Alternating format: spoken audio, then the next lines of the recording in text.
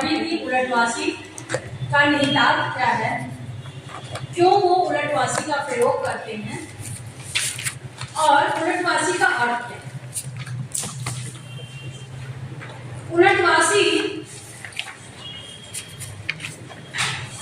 जैसे एक कुछ उदाहरण देख जी अचरज होई, यह पद बूझे बिरला कोई, धरती उलटी आकाश में जाए, चींटी के मुख अस्थि समाये।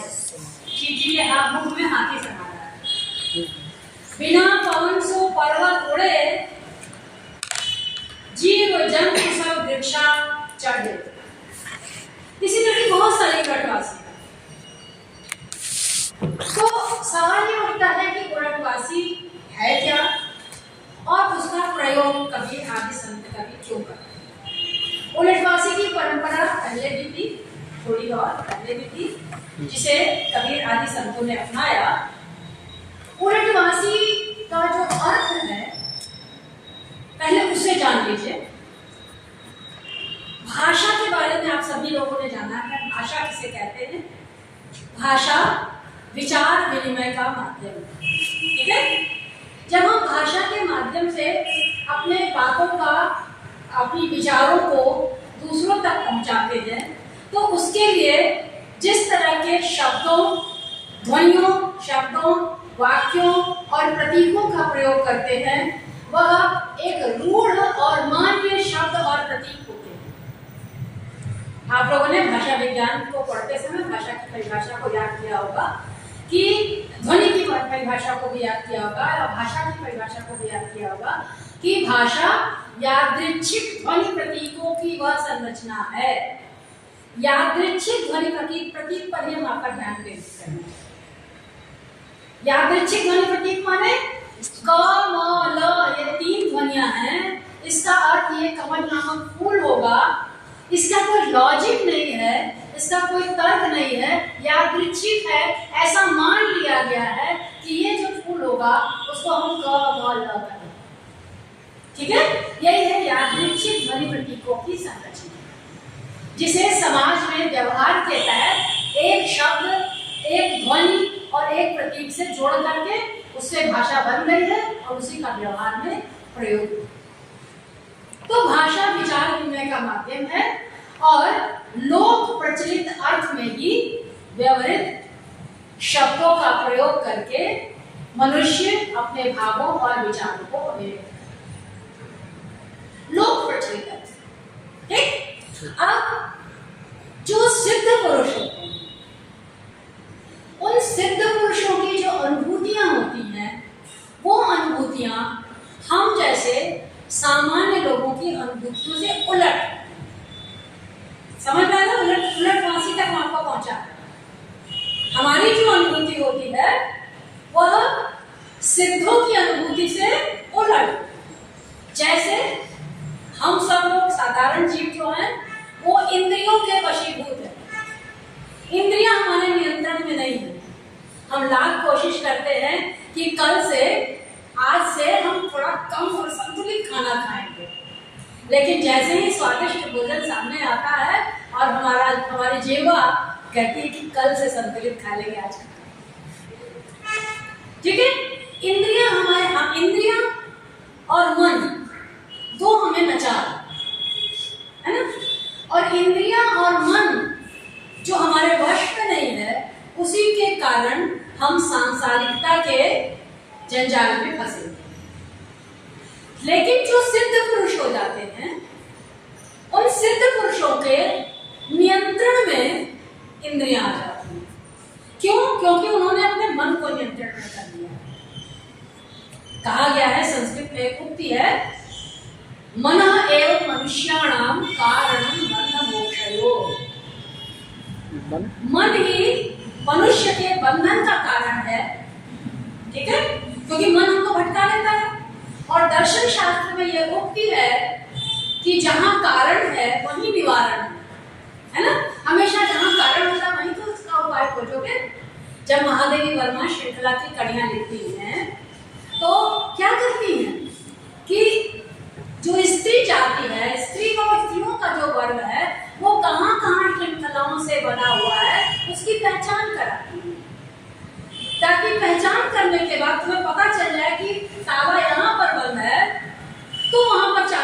से लग के ताला खोल सकते हैं। तो यही बात यही है कि हम क्या हम बता रहे थे, ताला हाँ। तो वो हम ये बता रहे थे कि जहाँ कारण है वही निवारण है। कारण की पहचान कराना जरूरी होता है, ठीक है। तो कारण क्या है?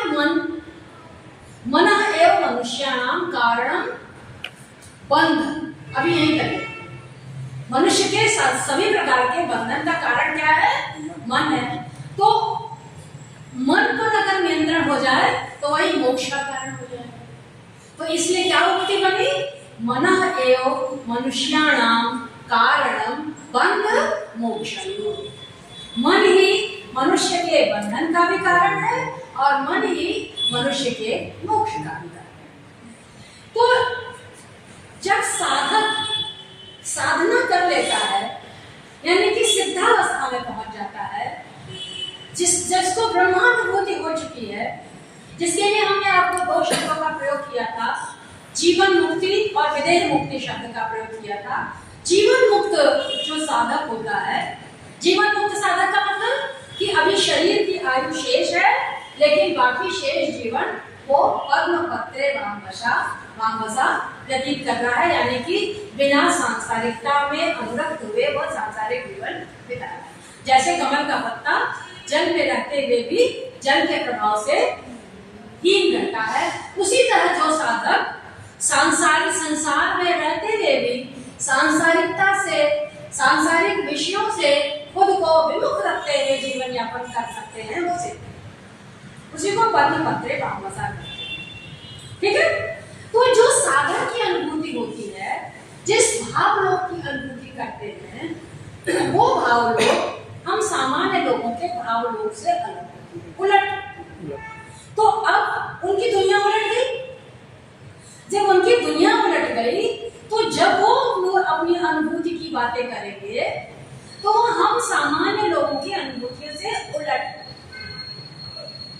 ठीक है। तो हमारी दृष्टि से वो उल्टी वाणी है, उलट मासी है, लेकिन वो है क्या? उनकी दृष्टि से वो सही है। अब उलट मासी का अर्थ क्या? हमने आप लोगों ने कई बार कबीर काव्य को पढ़ते समय ये पढ़ा होगा कि जो ब्रह्मानुभूति है, ब्रह्म को प्राप्त करने का जो आनंद है, उसका बखान शब्दों से नहीं किया जा सकता, क्योंकि वह गूंगे का गुण है। गूंगे का गुण का मतलब मालूम है आपको? गूंगे का गुण का मतलब क्या हुआ? अनिर्वचनीय, एक शब्द में करेंगे। इसको व्याख्या कैसे करेंगे? जैसे किसी गूंगे व्यक्ति को अगर कोई स्वादिष्ट भोजन करा दिया जाए तो वो स्वादिष्ट भोजन का की अनुभूति तो वो कर सकता है, लेकिन उसके भीतर वो क्षमता नहीं है कि अपनी उस अनुभूति को अभिव्यक्त कर सके। ठीक उसी तरह से जिसे ब्रह्मानुभूति हो जाती है, वह उसके आनंद का तो अनुभव कर सकता है, लेकिन उसके पास यह पर्याप्त शब्दावली नहीं है कि उसको अभिव्यक्त कर सके। वो स्वामी सूरदास जी क्या कहते हैं? अभिगत गति कछुगात न आवे, ज्यों गूंगे मीठे फल को रस अंतर्गत ही आवे। अंतर मन में वो स्वाद तो आएगा, लेकिन शब्दों से बयान। परम स्वाद सबही सो निरंतर, अमित तोष उपजावे। लेकिन क्या है? थोड़ा कठिन है ये। तो सूरदास जी क्या कहते हैं? सर्वविधि अगम विचारे तावे सूर सगुन लीला है। निर्गुण निराकार ब्रह्म की अनुभूति दिव्य गूंगे का गुण है, लेकिन थोड़ा उसका मार्ग कठिन है, इसलिए सूरदास जी कहते हैं कि मैं सगुण की भक्ति का गान कर रहा हूँ। हम आपको यहाँ यह पंक्ति इसलिए उद्धृत करके सुना रहे हैं क्योंकि गूंगे का गुण है निर्गुण निराकार ब्रह्म की अनुभूति। ये सूरदास आदि सगुण साकार भक्त भी इसको अभिव्यक्त। तो अब जो गूंगे का गुण है तो उसकी अभिव्यक्ति स्वाभाविक है कि उसके लिए जो लोक प्रचलित शब्द और अर्थ हैं वो उसकी अभिव्यक्ति में अक्षम है, उसकी अभिव्यक्ति में समर्थ नहीं है। तब क्या होता है? या रचनाकार या साधक अपनी उस अनुभूति को अभिव्यक्त करने के लिए कुछ प्रतीकों, उपमानों, अप्रस्तुत विधानों आदि का प्रयोग करें। जैसे मान लीजिए, उदाहरण लीजिए कि जैसे मान लें आप छोटी क्लास में भूमंडल के बारे में बच्चों को पढ़ा रहे हैं। आपको बताना है कि सूर्य ग्रहण क्या होता है, चंद्र ग्रहण क्या होता है, पृथ्वी कैसे घूमती है, सूरज घूमता है कि नहीं, चंद्रमा कैसे घूमता है, कैसे ग्रहण पड़ता है। तो उसको सरल भाषा में समझाने के लिए आप पृथ्वी मंडल तो ला नहीं सकते, सूर्य ला नहीं सकते, चंद्रमा ला नहीं सकते, तो क्या करते हैं, उसके स्थान पर उसके प्रतीक के रूप में गेंद का इस्तेमाल करते हैं। आप एक गेंद रखते हैं या कोई एक सामान रखते हैं और फिर बताते हैं कि पृथ्वी अपनी धुरी पर ऐसे घूमती है, जिससे दिन रात होता है, और इसके अलावा सूर्य के चारों ओर चक्कर लगाती है, जिससे वर्ष बदलती है, मौसम बदलता है। और जब कैसे चंद्रमा बीच में आ जाता है, सूरज दिखाई नहीं देता, तो सूर्य ग्रहण पड़ता है। तो आपने क्या किया, पृथ्वी, चंद्रमा और सूर्य का एक प्रतीक चुन लिया, और जब प्रतीक चुन लिया तो बच्चे आसानी से उसको कल्पना करके उसको सुन लेते हैं, समझ लेते हैं, उनको पूरी ब्रह्मांड का चित्र सामने आ जाता है। तो ठीक उसी तरह से जो ब्रह्मानुभूति है, दिव्यानुभूति है, उस दिव्यानुभूति को अभिव्यक्त करने के लिए ये रचनाकार कुछ बिंबों, प्रतीकों, अप्रस्तुत विधानों का प्रयोग करते हैं। ठीक, अब प्रतीक, विधान और उलटवासी क्या है? यहाँ हम आपको सबसे पहले ये बता दें कि जितने भी आप उलटवासी संबंधित पद पढ़ेंगे, उसमें बूझ है, पहचान है, जान है, ये चुनौती आपको दिखाई देगी। बूझो तो जाने, ये चुनौतियां दिखाई देंगी। यही चुनौती आपको पहेली में भी दिखाई देती है, यही चुनौती आपको समस्या पूर्ति वाले पदों में भी दिखाई देती है।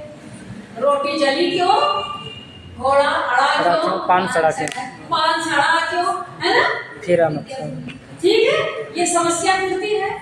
इसी तरह पहेली में भी होता है, और इसी तरह दृष्टिकूट संबंधी जो पद होते हैं वो भी लगभग पहेली जैसे। दृष्टिकूट का कोई पद याद है आपको? कहाँ से कत परदेसी की बात, मंदिर अरध अवधि बद हंसो, हरि आहार चली जात, शशि रिपु वर्ष सूर्य रिपु जुगबर, आगे क्या है, हर रिपु कीनो भात, और फिर क्या है, वेद नखत ग्रह जोरी अर्ध करी सोई सुनत अवतार। इसका अर्थ मालूम है? श्री कृष्ण भगवान गोपिकाओं से ये कह के गए कि मैं कुछ दिन में लौट आऊंगा। मथुरा जाते समय लौटे नहीं, तो गोपियां आपस में बात कर रही हैं, कहत कत परदेसी की बात, मंदिर अरध अवधि बद हंसो। मंदिर अरध, ये मंदिर माने घर, और घर में पड़ता था अखा, पक्खा, पक्खे पर घर बनता था। ये देखिए पक्खे पर बना है ना, और पक्खा का अर्थ पक्ष, पक्ष का अर्थ 15 दिन, समझ में आया? मंदिर अरध अवधि बदी हंसो, बदी माने कसम खाई थी, बदना क्या होता है, कसम कसम खाई थी कि 15 दिन में लौट आएंगे। तो 15 दिन सीधे सीधे नहीं कह रहे हैं, मंदिर का अर्धा, अर्धा माने पक्खा, पक्खा माने पक्ष, पक्ष माने 15 दिन। समझ में आया? 15 दिन के लिए कह के गए थे हरि आहार चली जा, लेकिन हुआ क्या, सिंह का जो आहार है क्या है, मांस, मांस माने मांस, मांस माने 30 दिन। समझ में आया? 30 दिन हो गए, 15 दिन के लिए कह के गए थे, 30 दिन हो गए, नहीं है, है ना? तो अब हो क्या रहा है, शशि रिपु बरस सूर्य रिपु जुगबर। शशि रिपु, चंद्रमा का दुश्मन दिन, युग की तरह बीत रहा है, शशि रिपु बरस की तरह बीत रहा है, और सूर्य रिपु जुगबर, सूर्य का जो दुश्मन है यानी रात, वो युग की तरह बीत रही है ना। शशि रिपु बरस सूर्य रिपु जुगबर, बर। और क्या है आगे पंक्ति बोलो। शशि रिपु बर से सूर्य रिपु जल। आगे दूसरी लाइन बता रहे हैं, याद नहीं आ रही, खोलो जरा सा। कहत कत परदेसी की बात, मंदिर अरद अवधि बद हंसो, हरि हार चलिया। शशि रिपु बर से सूर्य रिपु जुग बर, हर रिपु कीनो घात, हर रिपु कीनो घात। हर माने शिव और उनका दुश्मन है कामदेव, उसने क्या किया, घात कर दिया, आक्रमण कर दिया। अब आगे की पंक्ति क्या है, ध्यान से सुनिएगा।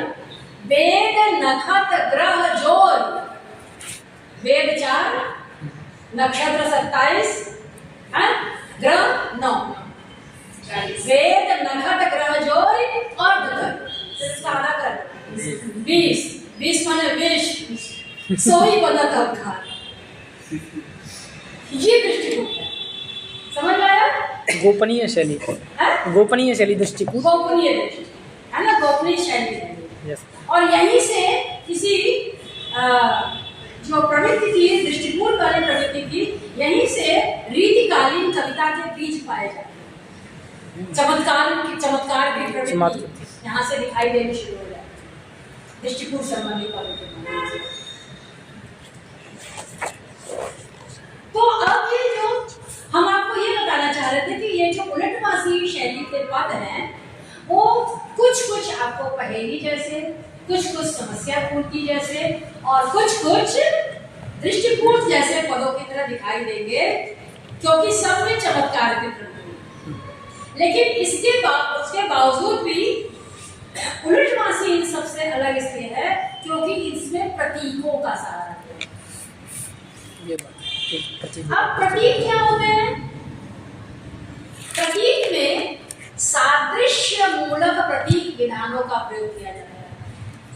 सादृश्य मूलक प्रतीक विधान माने जो मिलते जुलते प्रतीक है। जैसे हमने आपको उदाहरण दिया कि पृथ्वी, सूर्य और चंद्रमा के बारे में समझाते समय गोल आकार की आपने गेंद को लिया, तो गोलाकृति और घूमने की प्रवृत्ति, ये दोनों सूर्य, चंद्र, पृथ्वी और गेंद दोनों में सामान्य कॉमन है ना। तो प्रतीक विधान हमेशा सादृश्य मूलक प्रतीक विधान, उलटवासी में विरोध मूलक प्रतीक विधान। यानी कि विरोध मूलक प्रतीक विधान इसलिए कह रहे हैं क्योंकि इसमें प्रस्तुत अर्थ, जैसे बरसे कंबल भीगे पानी,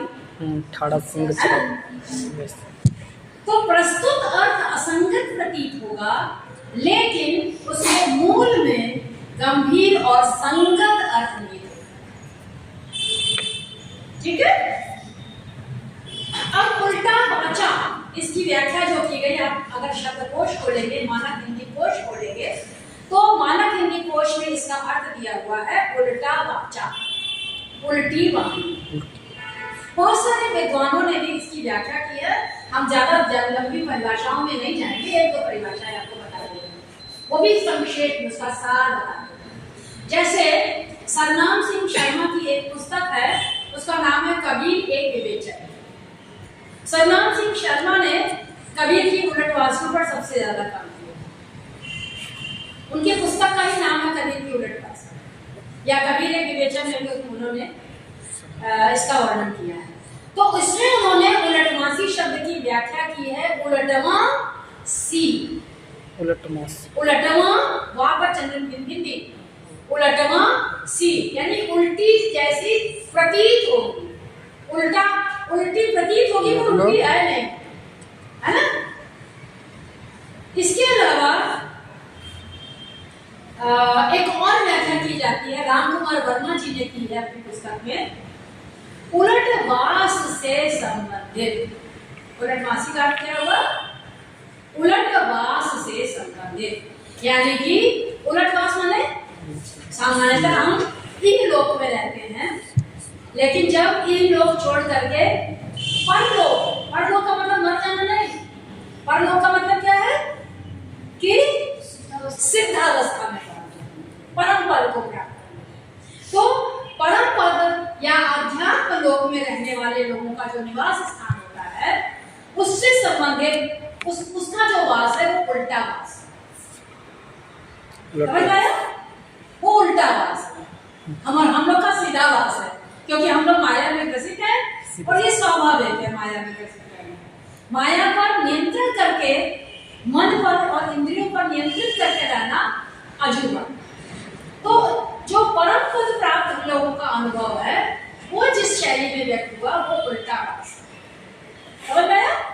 उल्टा वाचा, उलटवासी और उलट वासी, ये तीन अर्थ आप जान लीजिए। अब देखिए हम आपको बीजक की तरफ, कबीर की जो वाणी का संग्रह है उसको कहते हैं बीजक। बीजक का अर्थ कोई जानता है? बीजक कोई बीजक का अर्थ बताया ना? अर्थ नहीं है मतलब बीजक का अर्थ नहीं जानते तुम लोग? तीन बीजक वित्त बतावई जो धन गुप्ता होय। बीजक जो है वो गुप्त धन बताने का एक बीज मंत्र है। कौन सा गुप्त धन? नहीं, वह गुप्त धन जो परमात्मा तत्व का अंश है और जीवात्म तत्व के रूप में हमारे भीतर है, वही गुप्त धन है। इसी को तो खोजना है। तामन को खोजो रे भाई।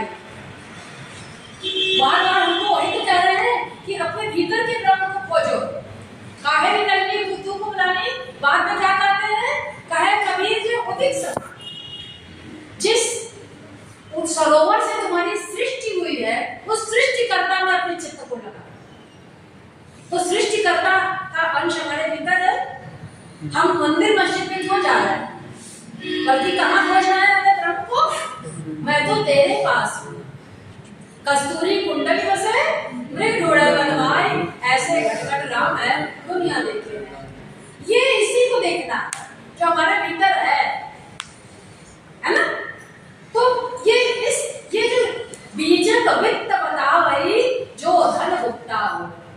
बीजक उस धन के बारे में बताता है जो धन हमारे शरीर के भीतर गुप्त रूप में है, जिसके कारण हम चल रहे हैं, हंस रहे हैं, बोल रहे हैं, कर्म कर रहे हैं, जिसके चले जाते ही हमारा शरीर खाली मिट्टी हो जाता है, उस धन के बारे में बताता है।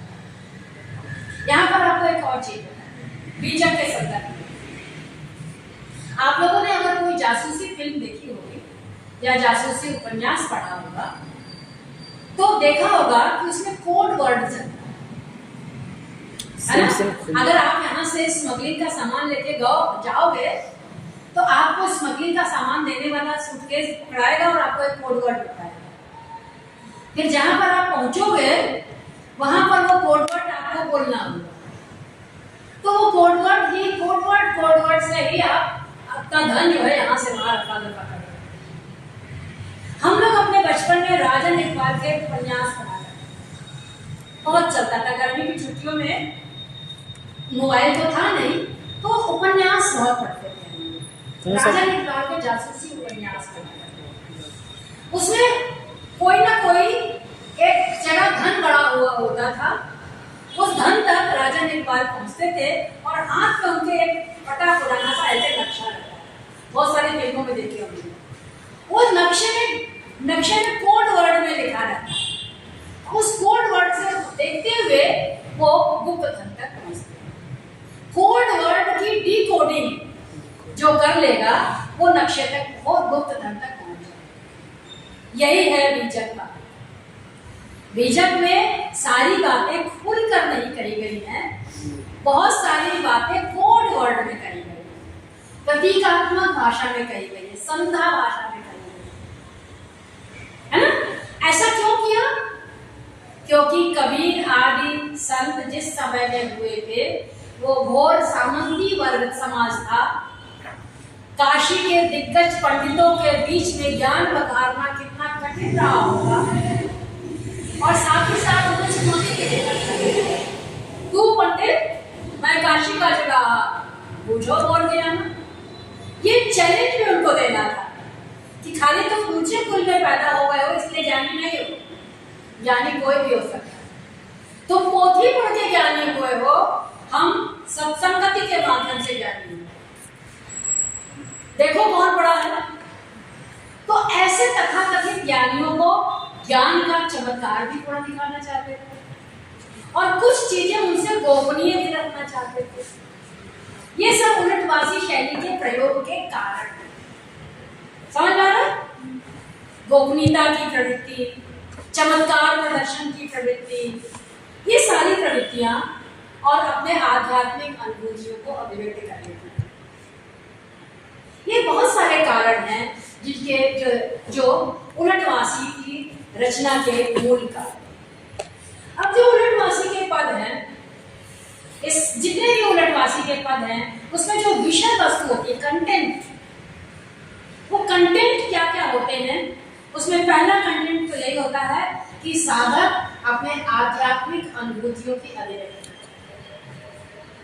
और पर इस आध्यात्मिक अनुभूतियों की अभिव्यक्ति के माध्यम से जो परंपराबद्ध मानसिकता है, उसको भी थोड़ा झकझोर देना चाहता है कि तुम टीका चंदन लगाए हो तो तुम्हें ज्ञानी नहीं हो, है ना? ज्ञान बूझो, इसीलिए ज्यादातर पद में बूझो, पहचानो, जानो, है ना? ये चैलेंज की भाषा इसीलिए। तो जो परंपराबद्ध मानसिकता है, उस मानसिकता वालों को भी थोड़ा झकझोर देना चाहते हैं, अंगाल देना चाहते हैं कि तुम थोड़ा अपने आप को और मजबूत करो, इतने मजबूत हुआ नहीं। एक जुलाहा के चैलेंज को तुम स्वीकार कर लो, तब समझेंगे इसकी पहेली को बुझ जाओ। तो ये बहुत सारी जो प्रवृत्तियां थी जिसमें वो अपने आध्यात्मिक अनुभव की अभिव्यक्ति कर रहे थे और परंपरा का व्यतिक्रम करते हुए शब्दों का इस्तेमाल करके अपने भावों को अभिव्यक्त। अब ये तो हुआ कंटेंट, आपको मैंने कंटेंट बताया और उसका उद्देश्य, उसका अर्थ बताया और हमने उसका कारण बताया। ठीक, अब थोड़ा सा फॉर्म उसका बताते हैं। उलटवासी के पदों का फॉर्म, रूप रचना कैसे। ज्यादातर जितने भी उलटवासी के पद होंगे उसमें आपको पहली पंक्ति में संबोधन दिखाई देगा, किसी न किसी को संबोधन होगा, अवधू होगा, पंडित होगा, किसी को किसी ज्ञानी कोई होगा, साधारण जन को नहीं, जो तथाकथित ज्ञानी है उनको संबोधन है। और ये संबोधन का उद्देश्य है ध्यानाकर्षण, है ना? अब क्या है, जैसे मान लो इसमें अब संबोधन नहीं है लेकिन एक अचंभा देखा रे भाई, ध्यानाकर्षण कर दिया। और अंतिम पंक्ति में बुझे लगा की। लेकिन प्रायः पहली पंक्ति में जो संबोधन होता है या जो पहला पद होता है, पद का पहला चरण होता है, उस पहले चरण के माध्यम से ध्यानाकर्षण करते हैं। ज्यादातर उलटवासी कथोपकथन शैली में आपको दिखाई देगी, संवाद शैली में दिखाई देगी, जिसमें विचारे, बूझे, बतावे आदि क्रियापदों का प्रयोग होगा और अर्थ के उद्घाटन के लिए वक्ता के स्वर में एक चुनौती का एहसास आपको महसूस होगा। अर्थ के उद्घाटन के लिए, अर्थ के उद्घाटन के लिए बोलो, अर्थ जानो, बताओ, ये चुनौती आती है। अर्थोद्घाटन के लिए वक्ता के स्वर में एक चुनौती का एहसास होगा। ठीक, ये तो हो गया पद की पहली पंक्ति और पद की अंतिम पंक्ति। पहली पंक्ति में ध्यानाकर्षण और अंतिम पंक्ति में चुनौती। बीच की पंक्तियों में विरक्ति भावना, आध्यात्मिक अनुभूति, लोकाचार में व्याप्त असंगति आदि। व्यक्ति भावना, मैम व्यक्ति भावना, विरक्ति भावना नहीं, विरक्ति की भावना, सिद्धि संबंधी भावात्मक विचारात्मक अनुभव, लोकाचार में व्याप्त असंगति आदि का कथन।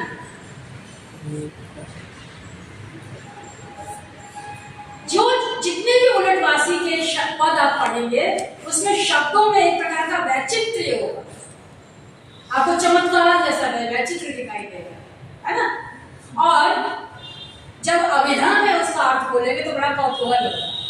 पहले कूद पीछे भाई माई चेला के ला के पाई, पकड़ के लाए, मुर्गे खाए, बैठे डाल कोई के आए, इसको क्या हो रहा है, तो बड़ा कौतूहल होगा अभिधा में जब आप पढ़ेंगे। लेकिन जब उस अभिधा में आए हुए शब्दों को के प्रतीकात्मक अर्थ को खोलेंगे, है ना, हर एक शब्द ज्यादातर पशुओं के प्रतीकों का प्रयोग होता है। उलटवासी में ज्यादातर पशुओं के स्वभाव के प्रतीकों का प्रयोग किया, ज्यादातर आपको पशुओं का, प्रकृति का, है ना, इसके प्रतीक मिलेंगे। और वो कहीं ना कहीं वो जो प्रतीक हैं, आप उसके प्रतीकों के अर्थ को आप जब खोल देंगे तब आपको लगेगा अरे तो बड़ा कोई कौतूहल नहीं, तो नॉर्मल। जैसे ही प्रतीकों के अर्थ को खोलेंगे वैसे ही वह कौतूहल समाप्त हो जाएगा और अर्थ बिल्कुल पानी की तरह से साफ आपको दिखाई देंगे। समझ में आया उलटवासी? कभी अपने उलटवासियों में ज्यादातर अवधूतों को संबोधित और सामाजिक और साहित्यिक रूढ़ियों के विरुद्ध एक तरह से अपना विद्रोह अभिव्यक्त करते हैं। ठीक है, अपने इन उलटवासियों के माध्यम से कभी विद्रोह, व्यंग्य, आक्रमण, चुनौती और उत्तेजना पैदा करते हैं और अंत में श्रोता को लगभग निरुत्तर करते हैं। ठीक है, ये उद्देश्य है उलटवासी। यानी कि जो संबोधन होता है उसी संबोधन से आपको पता चलेगा कि वक्ता का कोई प्रतिपक्ष खड़ा है, यह एहसास हमेशा उस प्रतिपक्ष को एक चुनौती दे। प्रतिपक्ष का एहसास श्रोता में यह महसूस होगा कि इसका जो श्रोता है, यानी कि जो प्रतिपक्ष है जिसको वो अपनी बात सुना रहे हैं, उसके मानसिक स्तर में और वक्ता के मानसिक स्तर में अंतर है, ये वक्ता महसूस करता है। कभी ना कह रहा पूछो तो जाने, उसको विश्वास है कि हमारा जो स्तर है वो श्रोता का स्तर नहीं है। तो ये तो हुआ जब वो अवधूतों को संबोधित करते, लेकिन जब संतों को संबोधित करते हैं तब ऐसा लगेगा कि वो परामर्श दे रहा है, उनके अपने विचार पक्ष को उन्हें समझा रहे हैं, जिसको फॉलो करने का एक अनुरोध सा होगी। जब सामान्य जनता को सूचित कर अभिव्यक्त करते हैं, कभी कभी उन्होंने सामान्य जन को भी उलटवासी के पदों में संबोधन किया। जब सामान्य जन को संबोधन देते हैं तो वो जन जीवन के प्रति अपनी सहृदयता की सूचना देते कि हमें जनता जनार्दन से कितनी सहानुभूति।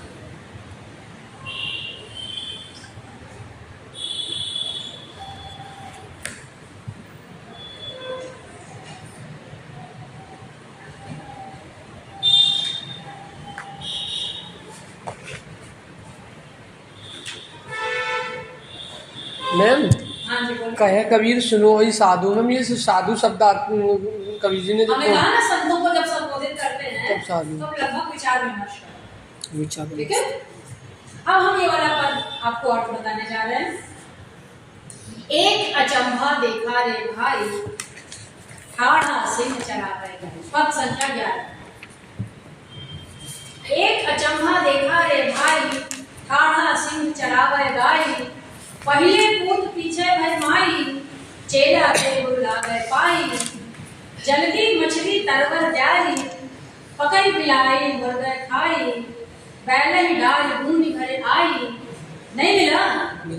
पद संख्या 11। हाँ वो जरा क्या पूछ रहा है?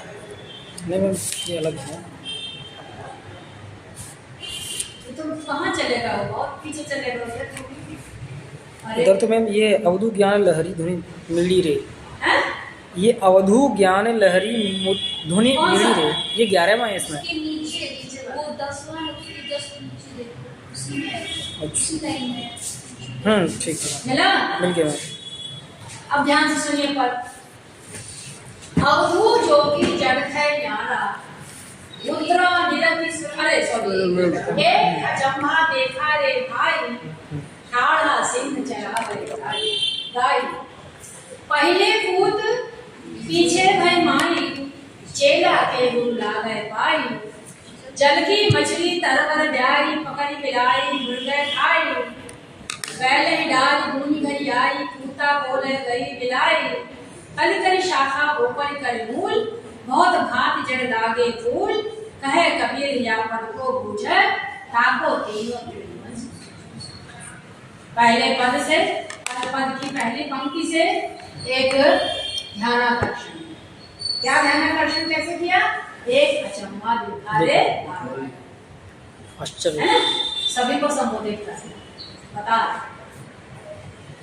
और अंतिम पंक्ति में चुनौती, बीच की पंक्तियों में सिद्धावस्था का वर्णन, ज्ञानोत्तर दशा का वर्णन। ज्ञानोत्तर दशा कैसे आती है? आपने उस पद में पढ़ा होगा, संतो भाई आई ज्ञान की आंधी। ज्ञान की आंधी आ गई, इसके बाद जो हो रहा है वो ज्ञानोत्तर दशा। आगे की पंक्ति में क्या आता है? संतो भाई आई ज्ञान की आंधी रे, ब्रह्म की टाटी सवय उड़ानी, माया रही न बांधी रे। दुचटे की कोई थूनी गिरानी, कुबुद का बांडा फूटा। सब ज्ञानोत्तर दशा है। दुल्हन गाँव मंगल चार पढ़िएगा, है ना? ये पूरा का पूरा ज्ञानोत्तर दशा है। नहीं, दुल्हन गाँव मंगल चार नहीं, क्या संतो भाई आई, संतो भाई आई आंधी। संतो भाई आई ज्ञान की आंधी रे। पहले तो ज्ञान की आंधी आई, इसके बाद जो कुछ भी हो रहा है वो ज्ञानोत्तर दशा, यानी कि सच्चा ज्ञान प्राप्त होते ही हर प्रकार की कुबुद्धि समाप्त, है ना? भ्रम की टाटी उड़ गई, कुबुद्धि का भाड़ा फूट गया, माया का वलिंदा टूट गया, सब समाप्त। ये ज्ञानोत्तर दशा। तो उसी ज्ञानोत्तर दशा का वर्णन बीच की पंक्तियों में यहाँ हुआ है, वो प्रतीकों। संतो भाई आए ज्ञान की आंधी में जो बात सीधे सीधे कही गई है, वही बात यहाँ पर उलटवासी में प्रतीकों के बारे में। अब हम आपको पहले इसका अभिधा परक अर्थ, अभिधा परक अर्थ आप जब सुनेंगे तो बड़ा कौतूहल है। फिर जब प्रतीकों के अर्थ को खोल लेंगे तो अर्थ सामने। बिना प्रतीकों के अभिधा परक अर्थ पहले सुनिए क्या है। एक अचम्भा देखा रे, मैंने एक आश्चर्य देखा। क्या देखा? ठाढ़ा सिंह चरावे गाय। सिंह खड़ा होकर के गाय को चरा, जबकि क्या होता है, सिंह गाय को देख ले तो चला जाए, खुद जिसको खा जाता उसको खिला जाता। पहले पुत्र पीछे भाई माई, पिता पहले, पुत्र पहले पैदा हुआ, मम्मी बाद में पैदा हुई। चेला के गुरु लागे पाए, चेला जो है गुरु के पैर छुड़ा। जल की मछली तरवर प्यारी। आप लोगों ने बचपन में गाना सुना होगा, मछली जल की रानी है, जीवन उसका पानी है, हाथ लगाओगे तो डर जाएगी, बाहर निकालोगे तो मर जाएगी। यहाँ पर मछली क्या कर रही है? जल से बाहर ही नहीं निकल रही है, तरवर भी आ रही, पेड़ के ऊपर चढ़ जा रही है और बच्चा भी पैदा कर रही है। पकड़ी बिलाई। जल की मछली वृक्ष पे चढ़ गई, जबकि हम लोग क्या जानते हैं कि बाहर निकालोगे तो डर जाएगी, मर जाएगी, है ना? ये बच्चा पैदा कर, और पकड़ी पिलाई मुर्गे खाए। मुर्गा जो है बिल्ली को पकड़ के खा जाता है। मुर्गा छोटा सा, बिल्ली बड़ी, है ना? पहले ही गाय खून भर आए, बैल को बाहर छोड़ करके अनाज की थैली खाकर चली गई। गोली माने अनाज की थैली। जबकि होता क्या है, अनाज की थैली बाहर पड़ी रहती है और बैल जाता है उसको खा जाता है। यहाँ क्या हो रहा है? बैल ही डाल, बैल बाहर ही रह गया और अनाज की थैली चलिए घर में आके बैठ दूसरे कर शांति से। बैल वो बेचारा वहीं खड़ा रहता और अनाज सुरक्षित घर में पहुंचे। कुत्ता को कूदा कौन है? गई मिलाई कुत्ते को बिल्ली उठा लेती। तनिकर शाखा ऊपर कर मूल, बहुत घास है। नीचे शाखा। एक ऐसा पेड़ है जिसमें शाखाएं नीचे है, जड़ ऊपर, और बहुत भांति जड़ लागे फूल, जड़ में फूल लगे। कहे कबीर यो पत्ता बूझे ना बूझे, जो इसको पदगार बता दे उसको समझती है लोटा। त्रिभुवन से आप बताओ इसका कौन बताएगा इसका? तीनों त्रिभुवन तो हम ही को सुनाई दे दिखाई देगा, फिर हमारे को बताएंगे। क्लास में है अभी, क्लास में है, क्लास में है, क्लास में। अब देखिए प्रतीक, देखिए सिंह जो है जीव का प्रतीक है, गाय इंद्रियों का। ठीक, अब देखिए ठाढ़ा सिंह चरावे गाय। जब सिद्धावस्था प्राप्त हो गई है तब हो क्या रहा है? जीव इंद्रियों को चरा रहा है। ठाढ़ा सिंह चरावे गाय, यानी कि जब सिद्धावस्था नहीं थी तब क्या हो रहा था? जीव इंद्रियों के वशीभूत था, अब इंद्रियां उसके वशीभूत, मन नियंत्रण में आ। ठीक, मन क्या करता है? इंद्रियों को दिशा देता है, इंद्रियों भागती है। मन कर रहा है अच्छा अच्छा आज खा ले, कल से दिखा ले। अब क्या हो रहा है? मन और इंद्रियां जीव के वश में। पहले जीव मन के वश में था। तो क्या है, आप ध्यान से देखिए कि जीव को सिंह कहा है और गाय को इंद्रिय कहा है ना? इंद्रियां कमजोर होती है, सिंह जीव ज्यादा मजबूत होता है, लेकिन पता नहीं क्यों जीव इंद्रियों के वश में हो जाता है। और जैसे ही सिद्धावस्था हुई कमजोर कमजोर हो गया, मजबूत। समझ में आ गया? अर्थ में कोई गोपनीयता नहीं रह गई। फिर पहले कूद पीछे गई माई, इसका मतलब क्या है? यानी कि कूद का मतलब साधक और बाई का मतलब साधक। यानी कि जब साधक पहले दृढ़ संकल्प ले लेता है तब उसे सिद्धि मिलती। इसका मतलब क्या हुआ? पहले कूद पीछे बेईमान, यानी कि पहले साधक को दृढ़ संकल्पी होना जरूरी है ना? साधक साधना शुरू करेगा तभी तो सिद्धि मिलेगी। तो पहले कूद पीछे बेईमान।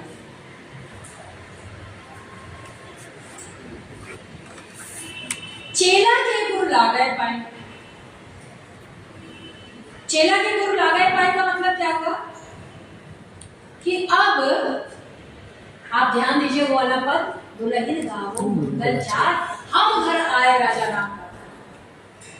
जब साधक को सिद्धि प्राप्त हो जाती है, अभी तक साधक ईश्वर को प्राप्त करने का प्रयत्न कर रहा है, लेकिन जैसे ही वो सिद्ध हो जाता है पर ब्रह्म स्वयं उसका वर्णन करने के लिए आते हैं। इसको प्रतीकात्मक शैली में दुल्हन गावो मंगल चार हम घर आए राजा राम करता। राजा राम खुद पति के रूप में उनके घर आ रहे हैं, साधक के घर, उसका वर्णन करते है ना? तो यही है चेला के गुण लागे। भक्त के द्वार पर भगवान स्वयं आते हैं, साधक के पास परम तत्व स्वयं उस पर अनुग्रह करता है, कृपा करता है।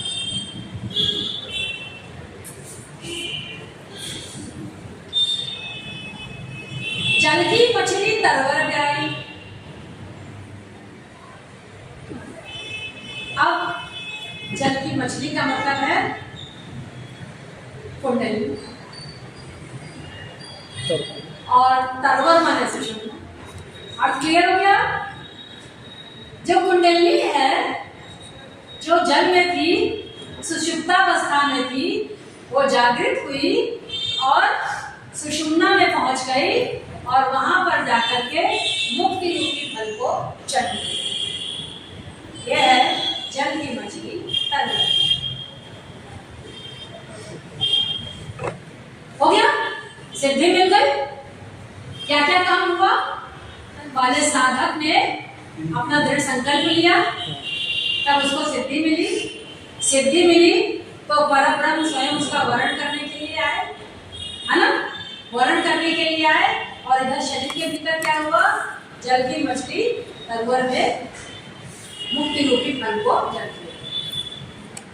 यानी कि कुंडली ऊर्ध्वमुखी होकर सुषुम्ना मार्ग से ब्रह्मरंध्र तक पहुंच करके मुक्ति रूपी फल को जल दिया। तो जल की मछली, मछली माने कुंडली, कुंडली, और तरवर माने सुषुम्ना। सुषुम्ना के माध्यम से जाकर के ऊपर वृक्ष ऊपर की तरफ जाकर के ब्याई माने बियाना। और किस चीज को बिया रही है? ज्ञान को जन्म दे रही है, मुक्ति का, मोक्ष का, परम पद का जन्म दे रही है। अब जब ये स्थिति हो गई तब हुआ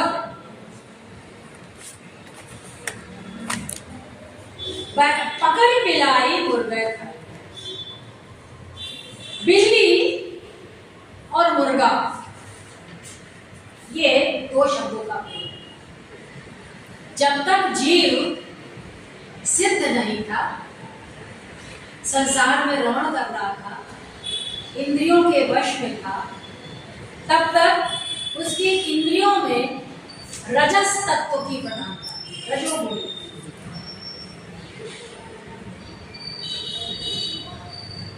बाद में, और जब रजस तत्व की प्रधानता होती है तो ज्यादातर जीव क्षोभ में रहता है, उसे आनंद नहीं प्राप्त होता है, इसीलिए उसको बुलाया है।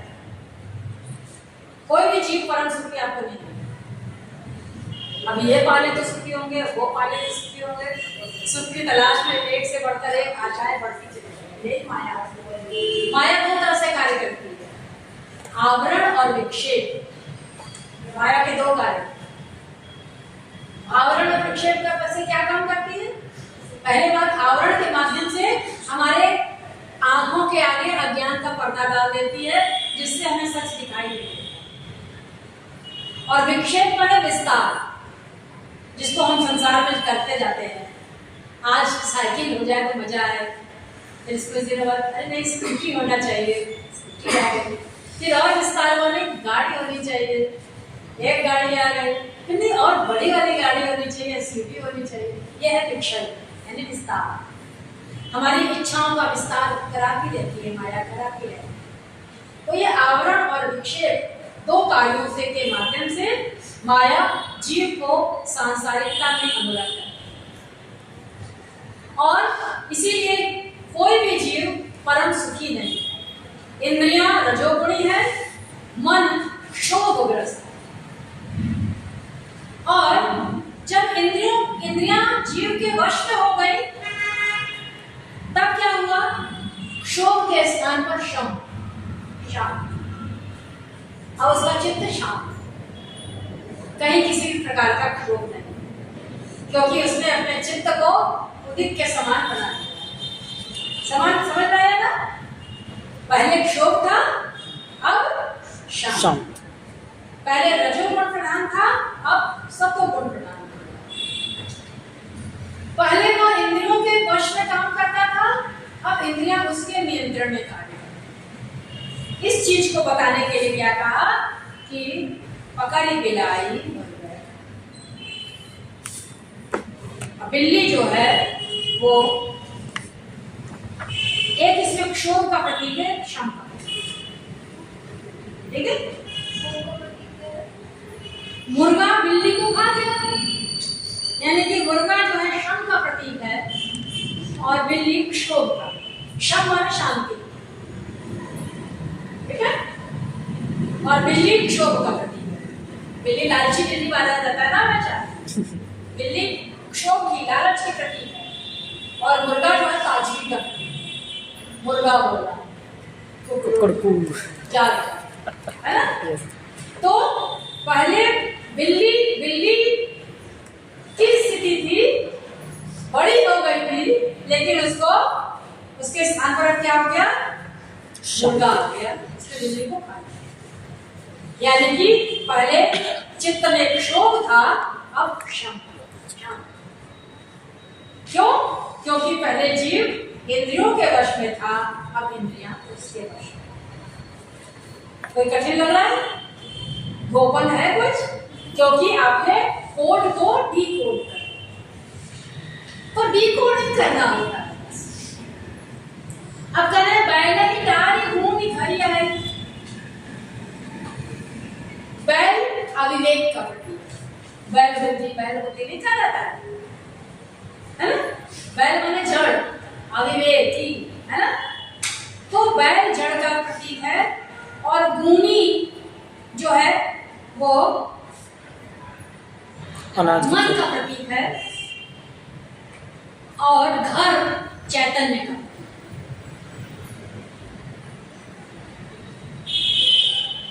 घर क्या था? हो गया। बैल अविवेक का प्रतीक है, और भूमि मन का प्रतीक है, और घर चैतन्य। सामान्यतया क्या होता है कि अविवेक के वश में जीव रहता है।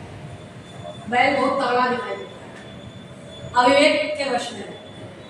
लेकिन सिद्धावस्था में क्या होता है, मन यानी भूमि, भूमि यानी मन, भूमि माने अनाज की गठरी, वो हमारा मन है। जैसे गठरी में बहुत सारी चीजें होती है, वैसे हमारे मन में बहुत सारी चीजें रहती हैं। प्रतीक देखिए कैसे मिल रहा है ना। मन जो है वो अविवेक को छोड़ दिया घर के बाहर ही, और चैतन्य में स्थित। जैसे कबीर कहते हैं, सुखिया सब संसार है, दुखिया आवे और सोवे, दुखिया दास कबीर है, ये जागृत अवस्था जागृत अवस्था है ना, चैतन्य रहना। अविवेक खत्म, मन चैतन्य। समझ में आया? तो क्या हुआ, सामान्यतया जीव अविवेक में अवस्था में रहता है, और अब सिद्धि की प्राप्ति के बाद क्या हुआ, मन रूपी अनाज की गठरी ने अविवेक रूपी बैल को बाहर छोड़ दिया, और खुद मन कहाँ चला गया, मन काम कर रहा है। मन ने क्या किया, अविवेक रूपी गठरी को बाहर छोड़ दिया, और खुद मन कहाँ समा गया, चैतन्य में। समझ आया? मन रे मन ही उलट समान, कभी का एक पद है, मन रे मन ही उलट समाना, औलौती का चढ़ा बरिंदा, जिन पिया तिन मान। ये कबीर का पद आपके पाठ्यक्रम में नहीं है, इसका किस लाइन का आप समझ रहे? मन रे मन ही उलट समाना। हमने आपको अभी बताया ही कि मन एवं मनुष्याणाम कारणम मोक्ष, मन ही बंधन का कारण है, और अगर मन को नियंत्रण में कर लिया जाए तो मोक्ष का कारण हो जाएगा। अब मन ने मन ही उलट समाना भी ज्ञानोत्तर दशा का वर्णन है, बस उसमें उलट वासी शैली का प्रयोग है। उसमें क्या कह रहे हैं, मन जो बाहर भाग रहा था सांसारिकता में, वो अब क्या हो गया, उलट करके चैतन्य मन में अंतर। इसके लिए प्रतीक का प्रयोग कर रहे हैं, औलौकी का चढ़ा बरिंदा। ग्रामीण समाज के चिट्टा बिंब लिया है, गांव में जो झोपड़ी बनती है, झोपड़ी में एक बलिंडा होता है ना, जिसके सारे छप्पर टिका होता है, मोटी बल्ली है ना, जिसके सारे जो छोटी दीवार होती है, छत है ना, ऐसे तो टिकता है छप्पर। जो नीचे वाला जो लकड़ी, जो मोटी लकड़ी होती है, पीछे वाला तो छत पे टिकता है, और आगे वाला पहले ओलती होती है ना, और एक बांस की बल्ली नीचे जमीन पे गड़ी होती है, ऐसे भी करके, और उसके ऊपर एक बलिंदा पड़ा है, ठीक। यस और सपोर्ट चप्पल उसके ऊपर खड़ा होता है। ऐसे तो होता है, देखा है चप्पल। हाँ अब क्या होता है कि जब बरसात में पानी बरसता है तो औलो तीजा चढ़ा बनेगा। जमीन में जो पानी इकट्ठा रहता है वो ओल्दी के सारे सूखते सूखते सूखते सूखते बरिंदा को गीला करते हैं। पानी ऊर्ध्वमुखी होगी, उर्दू है ना। मन रे मन ही उलट सकता। जल पहले जमीन पर गिरा था और वो ओल्दी के सहारे से बरिंदा के वापस। क्या प्रतीक है, देखो कैसे सोचा होगा। मन रे मन ही उलट समाना और तीगा चढ़ा बरिंदा जिन पिया तिन मान। जो इस जल को पी लेता है वही इसको समझ सकता है, नहीं समझ आ रहा है? यस क्या अद्भुत कवि था ये। कैसे कोई कह सकता है पढ़े लिखे नहीं? कितना ज्ञान था, इतना ज्ञान हम लोग एमए पास हो गए पढ़ रहे हैं, हम लोग को है नहीं है। इसलिए ज्ञान का अर्थ पुस्तकीय ज्ञान नहीं, यही कवि के अच्छा ज्ञान है, सतगति सत है ना, अनुभव अनुभव जन्य। ठीक है, तो अब देखिए यहाँ पर क्या कर रहे हैं, मन ही यहाँ पर काम कर रहा है। मन ने क्या किया, अविवेक को बाहर छोड़ दिया और खुद चैतन्य में चल गया। यानी कि मन अंदर अंदर जो ब्रह्म है यहाँ हमारे शरीर के भीतर, अब उसमें दर्शन कर रहा, साक्षात कर रहा है, कार्य कर रहा है। जैसे जब आप ध्यान करते हैं तो ध्यान करते समय आपको कहा जाता है कि आंखों को बंद कर लीजिए, कोई विचार आए तो उस पर ध्यान मत दीजिए और अपनी सांसों पर ध्यान केंद्रित करिए। धीरे धीरे सांसों पर ध्यान केंद्रित करते करते आपको देखिए आपका जो स्ट्रेस है वो पूरा खत्म हो जाएगा। वही है पकड़ मिलाई मुर्गे खाई, क्षोभ खत्म हो जाता है, क्षम आ जाता है। जो बहुत स्ट्रेस में रहते हैं लोग, उसको स्ट्रेस मैनेजमेंट वाले लोग डीप ब्रीदिंग करवाते हैं, ध्यान करवाते हैं और उसमें खाली कहते हैं कि अपने मन को इधर उधर मत भटकाओ, आत्म केंद्रित करो और अपनी सांसों की आवाजाही पर अपने ध्यान को केंद्रित करो, क्योंकि वही तो जीव का अंश है, परमात्मा तत्व का अंश है। सांस ही तो है ना। सांस नहीं रहेगी तो कुछ नहीं, तो वही सांसों में ही परम तत्व को खोजना है ना। सब सांसों की सांस में, कभी वैसे की पंक्ति है ना कि उनके प्रभु कैसे हैं, सब सांसों की सांस में बस गए। ठीक, तो पहले ही लाइन पूरी क्लियर हो गया। अब आगे कर रहे हैं, कूदा को ले गई बिलाई, अब फिर से बिल्ली आ गई, वो कुत्ते को उठा करके लेके चली। यानी कि वही कि कुत्ता और बिल्ली, यानी कि एक का बिल्ली का अर्थ है अंतर्मुखी प्रवृत्ति और कुत्ते का अर्थ है बाह्य। बिल्ली हमेशा छुप के आती है, कुत्ता सामने भूख भूख के। तो कुत्ता है बहिर्मुखी प्रवृत्ति और बिल्ली है अंतर्मुखी। यानी कि क्या मतलब हो गया इसका कि अब जो इंद्रियों की बहिर्मुखी प्रवृत्ति थी वो अब अंतर्मुखी। ठीक है, अब चित्त बाहर नहीं दौड़ रहा है, बल्कि अंदर ही मोको कहाँ ढूंढे बंदे, मैं तो तेरे पास। अब हमें जो कस्तूरी कुंडली बस है, वो कुंडली की कस्तूरी का एहसास होने लगा, है ना। अंदर ही अंदर मन अंतर। कलिकरी शाखा ऊपर कर्म, इसका एक अर्थ ये भी आप लगा सकते हैं कि बहिर्मुखी प्रवृत्ति और अंतर्मुखी प्रवृत्ति की व्याख्या आपको बता है कि जब तक साधक अंतरात्मा की प्राप्ति के लिए प्रयत्नशील रहता है, जब तक सिद्धि नहीं प्राप्त होती है तब तक साधक अंतरात्मा के साक्षात्कार के लिए प्रयत्नशील रहता है। ठीक है, कि किसी तरह से हमको उसके दर्शन हो जाए, हमारा चित्त केंद्रित हो जाए, आत्म केंद्रित हो जाए। लेकिन सिद्धि के जब निकट पहुंच जाता है साधक, तो स्वयं अंतरात्मा उसकी ओर आकृष्ट होता है और उसकी ओर उन्मुख होता है। यही दो लिंग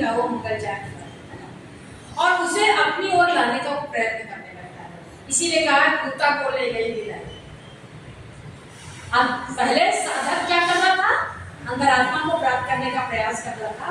जो जो सिद्धि के निकट पहुंचता है साधक, तो अंतरात्मा को उसको अंतर कीजिए, कुत्ता को ले गई। समझ में आया? तब अंतरात्मा उसकी खुद उसको उसकी ओर उन्मुख होता है और उसे अपनी ओर लाने का प्रयत्न करता है। यही इसी को आप समझ सकते हैं, चेला के गुरु लागे पाई को इसी तरह बैठा कि अंतरात्मा को अगर हम गुरु माने, अंतरात्मा को अगर हम प्रभु का अंश माने और जीव और बाकी शरीर को हम शिष्य माने, तो वो गुरु जो है वो खुद ही खींच करके अंदर ला रहा है शिष्य को, तुम अंदर चलो, बाहर की दुनिया छोड़ो।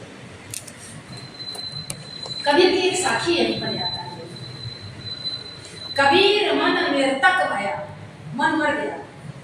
मन मर गया का मतलब अंतर्मुखी हो गया। कबीर मन निरतक भया, दुर्बल भया शरीर, यानी कि शरीर के प्रति आस्था समाप्त हो गई। जैसे ही मन पर नियंत्रण हुआ, वैसे क्या हुआ, शरीर के प्रति आसक्ति खत्म हुई। कबीर मन निरतक भया, दुर्बल भया शरीर, पाछे लागे हरि फिरै, कहे कबीर। अब खुद हरि पीछे पीछे दौड़ रहा है, आ जाओ मेरे पास, आ जाओ मेरे पास। पाछे लागे हरि फिरै, कहे कबीर कबीर। तो कुछ कह रहा है, कबीर मन निरतक भया, दुर्बल भया शरीर, पाछे लागे हरि फिरै, कहे कबीर। हो गया?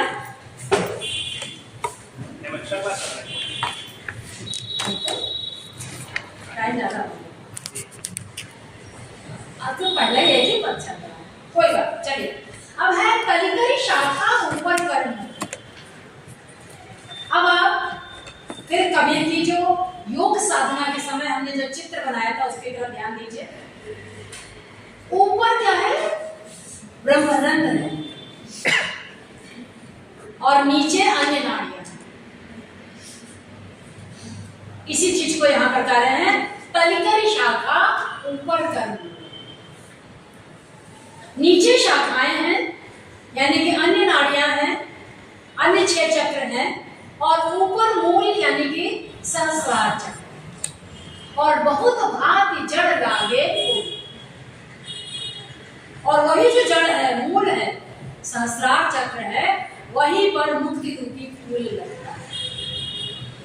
अब इसको भौतिक शरीर विज्ञान की दृष्टि से देखिए, तो शरीर में क्या है, शरीर की सबसे महत्वपूर्ण नाड़ी है, ग्लैंड है, हाइपोथैलेमस ग्लैंड। अगर वो नहीं रहेगा तो हमारा शरीर खतरे में पड़ जाएगा। वो ऊपर है और बाकी सारी नाड़ियां नीचे। कभी आप शरीर का के नाड़ियों का चित्र देखिए, अस्थि वाला नहीं, जिसमें वो वाला चित्र देखिए जिसमें नाड़ियां बनी, तो ऊपर आपको हाइपोथैलेमस ग्लैंड दिखाई देगा और लगेगा पेड़ उल्टा खड़ा है, और नीचे सारी नाड़ियां पूरे शरीर भर में फैली। ये भौतिक शरीर। और सूक्ष्म शरीर में क्या होता है, ऊपर सहस्रार चक्र है और नीचे बाकी और सारे चक्र। ठीक है? यस। और बहुत भांति जड़ लागे फूल। यही जो जड़ है, मूल है, सहस्रार चक्र है, इसी में मुक्ति रूपी फूल।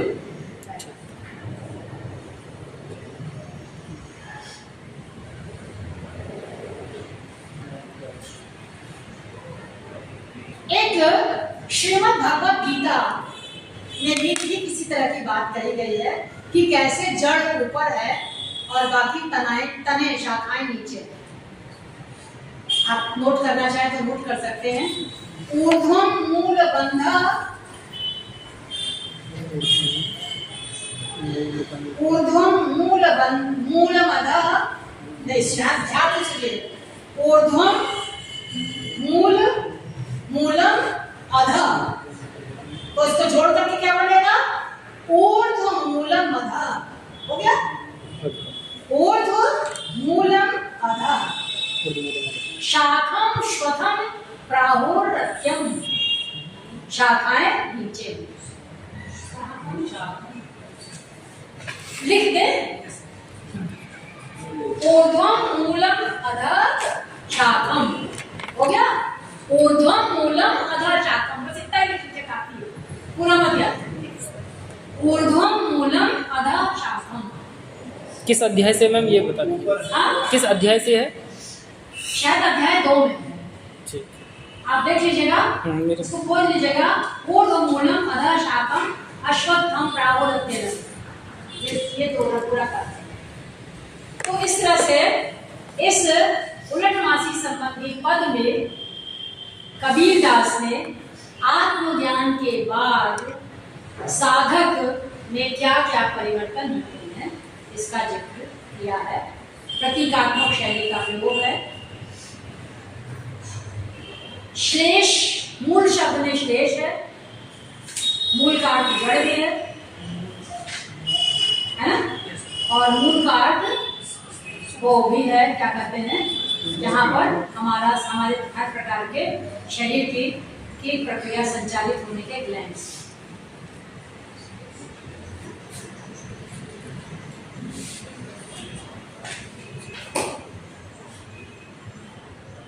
बस करें, समझ में सब आ गया? यस, लग रहा था उलटवासी बहुत कठिन होगा। लग एक उलटवासी का पद आपके पास और है, वो ज्यादा कठिन नहीं है। पद संख्या 165। आज पढ़ेंगे कि नहीं? अब नहीं, नेक्स्ट टाइम। नहीं बहुत क्लियर हो गया ना सबको?